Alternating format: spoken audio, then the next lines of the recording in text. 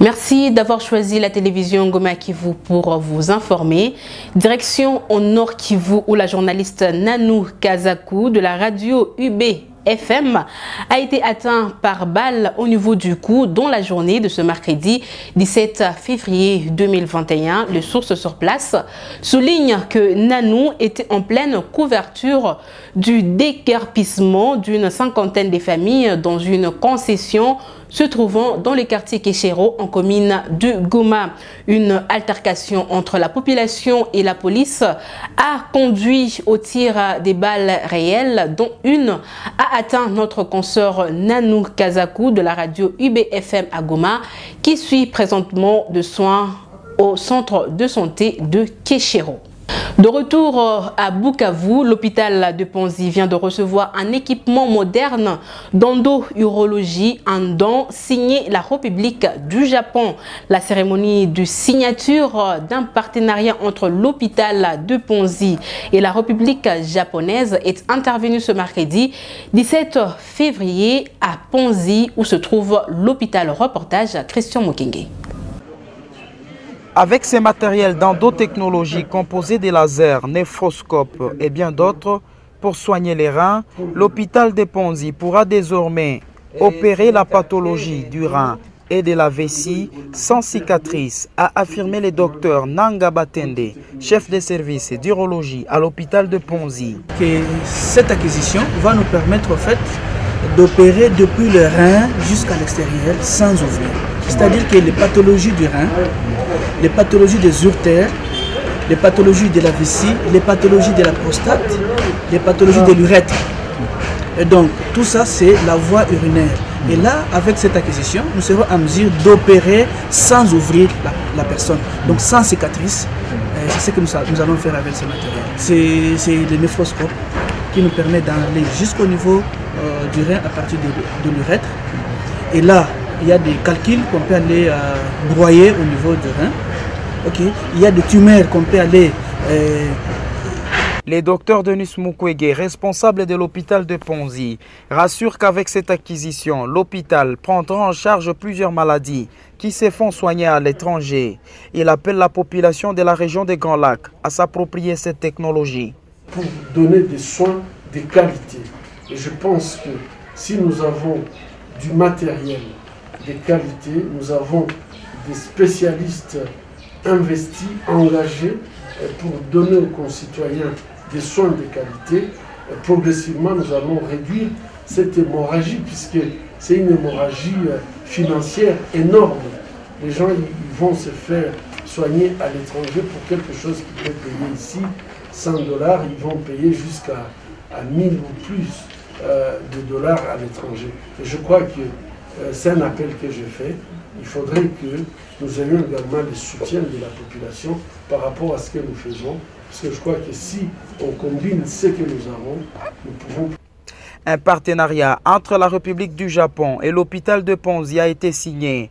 L'ambassadeur du Japon en RDC rassure le soutien de son pays dans la prise en charge des survivants de violences sexuelles. Dossier politique à présent, certains acteurs politiques de la province du Sud Kivu attendent du Premier ministre Sama Lukonde Kyenge l'amélioration du social du Congolais, mais aussi sa propre implication dans la sécurisation de l'Est de la République démocratique du Congo. Dans un entretien avec les reporters de la RTNK, Fidel Mugisho, qui est cadre de l'UNC, estime que la nomination de Sama Lukonde Kyenge est une nouvelle violation de l'accord de Nairobi, mais attend quand même la restauration de la sécurité dans la partie Est. On l'écoute. Pour une fois de plus, le président n'a pas tenu à ces accords parce qu'hier il promettait à l'UNC que si jamais il a la majorité parlementaire, il nommerait Vital Kamerhe comme son premier ministre. Aujourd'hui qu'il en a, il ne veut plus même faire allusion à l'INC et ça nous surprend, ça nous déçoit et c'est pas bon pour un partenariat politique, surtout avec l'accompagnement qu'il a eu de notre part, de la part de l'INC. Par rapport à ce que nous attendons du Premier ministre, bon, l'Est, tu connais, est en pris d'insécurité. Chez nous, il n'y a pas d'infrastructure, c'est difficile d'aller dans le territoire. Les emplois, nous en voulons. Et donc, s'il finit l'insécurité, qu'ils construisent les infrastructures avec la gratuité, les sociales et les soins, et finir avec l'insécurité. Bon, nous, ça va nous faire la joie. Mais nous pensons que nos partenaires de l'UDPS devraient beaucoup plus être sérieux envers leurs partenaires, surtout l'INC. Cette même réaction du côté de l'UDPS ou Kibassa Maliba salue en premier cette nomination, mais attend quand même aussi du Premier ministre l'effectivité du slogan « Le peuple d'abord ». Il a posé un acte de haute facture en faisant un choix judicieux par rapport au Premier ministre Samba Lukonde Jean-Michel qu'il vient de nommer. C'est quelqu'un qui a un background, si je peux m'exprimer ainsi, capable de pouvoir lui permettre de relever les défis pour l'intérêt général dans notre chère patrie. Nous attendons que le Premier ministre puisse agir dans la ligne de notre plan de société, le plan de société de l'UDPS, incarné par le président Félix Antoine Tshisekedi Tshilombo. La lutte contre les antivaleurs, c'est la lutte contre la gabégie, la corruption, les détournements. Nous voulons que ces antivaleurs soient abolies dans notre nation. Par ailleurs, c'est Lit Bissimois, qui est l'un des communicateurs du PPRD, section du Sud Kivu, qui estime que la population ne peut rien attendre de ce Premier ministre qui a été récemment nommé par le président de la République démocratique du Congo, Félix Antoine Tshisekedi. Parlons éducation. Les établissements d'enseignement supérieur et universitaire de Kaziba sont prêts à commencer les enseignements ce lundi 22 février 2021. Une réunion préparatoire de la reprise de cours s'est tenue ce mardi à Bukavu. Au sortir de cette réunion, les étudiants sont invités à reprendre le cours à partir de 8 h, suivant ce reportage de Gloria Sifioué. Tout est prêt pour que le cours reprenne ce lundi 22 février 2021. Les recteurs de l'université de Kaziba, le professeur Lévi Ngangura, renseigne que les enseignants vont reprendre dans le respect des mesures barrières contre la Covid-19. Et avec une université qui a une faculté de médecine, vous comprenez bien que la sensibilité est tellement grande, mais aussi l'engagement pour lutter tant soit peu contre cette pandémie. Le directeur général de l'ISDR Kaziba, Aagui Rebassenguéré, à son tour, demande aux étudiants d'arriver à 8 h pour débuter avec les enseignements. Tous les étudiants, anciens et nouveaux, d'être à temps, à 8 h à Kaziba pour commencer les cours. Pour les autres, puisqu'on n'a pas terminé les inscriptions en G1 et en GD, les autres de la ville et des milieux ruraux qui veulent aussi s'inscrire à l'ISDR Kaziba, qu'ils viennent aussi. Par ailleurs, le directeur de l'ISP Kaziba, Christian Balia Mwabo, appelle à son tour les nouveaux étudiants à venir profiter de ce bon cadre de formation. Nous invitons les étudiants à venir s'inscrire pour poursuivre la formation. Et aux anciens, c'est pour l'air dur que finit les temps de... Bon, je sais qu'ils étaient occupés à faire la lecture, mais maintenant ils doivent aussi encore s'habituer à faire l'auditoire. Le notable Norbert Bassenguezi Katitima, les promoteurs de ces 3 établissements d'enseignement supérieur universitaire de Kaziba, rassure les anciens et nouveaux étudiants de la bonne qualité de formation dispensée par le professeur des grandes universités du pays, et c'est d'ailleurs. J'invite donc tous les Bukaviens, les gens de Kabare, les gens d'Ijou, de Calais, de Mwenga, c'est de Walungu chez nous, c'est d'Uvira qui voudraient aller à Kaziba dès demain, de venir reprendre ou reconfirmer les inscriptions à partir d'ici. C'est écrit d'ailleurs Maison Biopharm ou RTNK. C'est que le même bureau qui sont ici, ils sont ouverts à Kaziba dès demain. Il faudrait que vous alliez à Kachozi, là où il y a l'ISP, Kacheke. Il faudrait que vous alliez à Namchouaga Lukube, là où il y a l'ISDER, ou à Mouchingwa, là où il y a l'UNICAS, pour que vous preniez vos inscriptions. Ce sont les mêmes professeurs qui m'ont donné cours à l'ISP, ce sont les mêmes professeurs qui donnent cours à l'université de Lusaka ou à l'université de Kinshasa, d'Examen de Lubumbashi, qui donne cours à Kaziba. Rappelons que le cours reprenne sur toute l'étendue du territoire national, c'est lundi 22 février 2021, conformément à la décision du président de la République. Dans les territoires de Kabaré, ce sont les députés élus de ce territoire qui exigent la suspension immédiate des travaux effectués par une OPS sur la route Amsar Birava et Luhihi Katana dans le cadre du projet PKGL. Dans une déclaration rendue publique par ces députés et dont une copie est parvenue à la radio-télévision Goma Kivu, ces députés disent ne pas comprendre comment cette route est réhabilitée par cantonnage manuel. Reportage Rosine Migabo. Dans cette correspondance, les députés provinciaux élus de Kabaré dressent un constat amer de la non-réhabilitation de la route Amsar Birava et Luhihi Katana, alors que INOPS avait perçu des millions de dollars pour cette route. Ces élus s'inquiètent de voir les projets dans lesquels la réhabilitation des routes des desserts agricoles est inscrite touche à sa fin, mais sur terrain, l'on ne remarque que des personnes qui font des travaux par cantonnage manuel avec des roues, machettes, bêches et brouettes sans aucun engin approprié. Ces députés regrettent aussi de constater que cette route, qui jadis était de 6 à 7 mètres de longueur, est aujourd'hui en train d'être réduite à 3 ou 4 mètres pour certains endroits, en déplaçant ainsi les anciennes canalisations vers la route.